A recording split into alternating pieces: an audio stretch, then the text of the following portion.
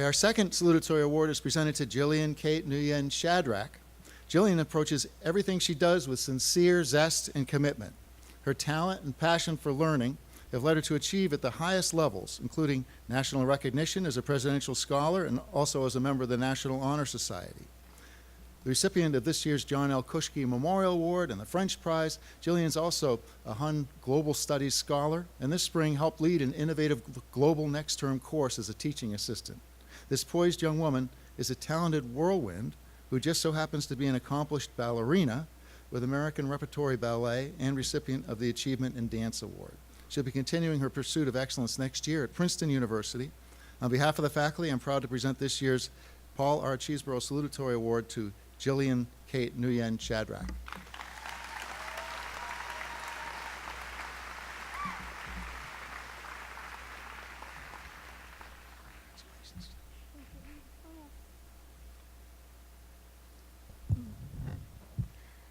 Good morning and welcome, friends, dear family, faculty, and the class of 2019. I love lists. I write lists a lot. I'm constantly writing up lists, agendas, and schedules to map out my life and feel in control in a world I feel sometimes moves too fast. In fact, writing this speech was on 3 separate to-do lists of mine.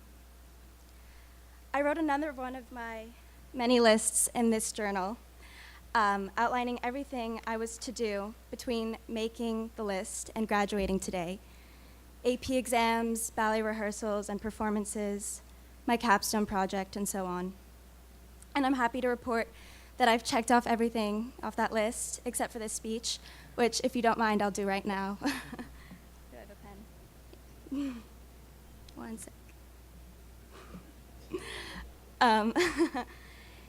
In a way, this list was a way for me to count down the days until today, a way to organize the passage of time. I've complained endlessly to teachers and to my parents about not having enough time, or have expressed my exasperation with not being able to control it. Now, I know time is a broad topic. How can we begin to describe something so vast, so infinite? Is it infinite? Does it have a finite end, and how and when did it begin? Our concept of time gets messy. It feels like the way I experience time is nothing but an illusion, and that's a scary feeling for me. On my very first day of AP English Literature, my teacher, Mr. Schaffner, had the class go on an obscure scavenger hunt. We had to take pictures of the items and concepts given to us on a list. Yay. One of the items was conflict. Panicking because I did not want to lose to another team, I quickly snapped a picture of the clock in the library so that my group could move on to the next item. It took a bit of convincing my peers and the teacher to accept my submission, but it's true. Time felt like a conflict. Time felt like my greatest enemy these past 4 years. Always rushing to hand in assignments and tests on time, or finding enough hours in the day to do everything I wanted to do seemed impossible. But today, I'm grateful for time.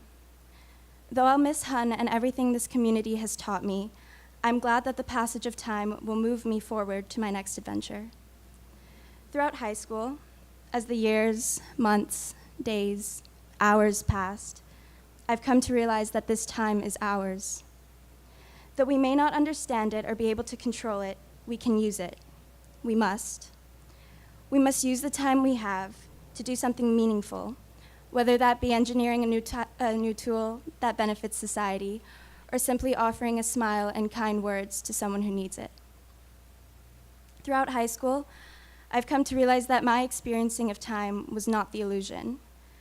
My attempts to manage it with my lists were the illusion. To-do lists were meant to help me control this massive puddle of time, but they actually made me the servant of time. When anything spontaneous would happen that I didn't account for in my lists, I wouldn't know how to deal with it. As we move on with our lives, we will all need to be able to account for more spontaneity. We will manage our own schedules, choose our own classes, our own majors, our own careers.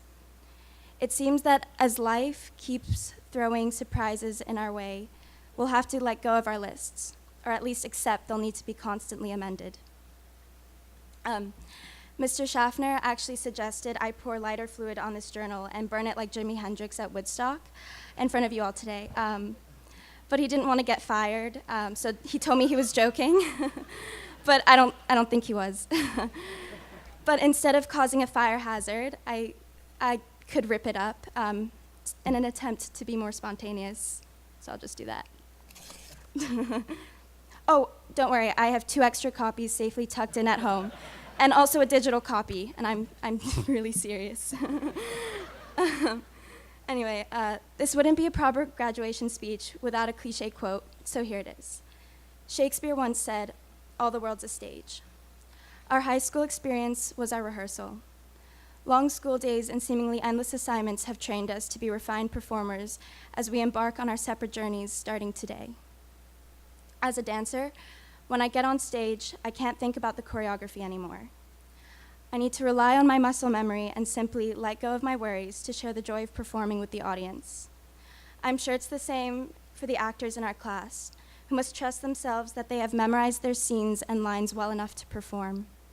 I'm sure it's the same for the athletes in our class, who have practiced constantly but have to improvise once they get on the field. At least that's what I'm told athletes do. Our lives past high school will be some of our wildest performances, filled with ups and downs, and who knows what surprises and bouts of spontaneity life will throw at us. Only time will tell. Thank you and congratulations.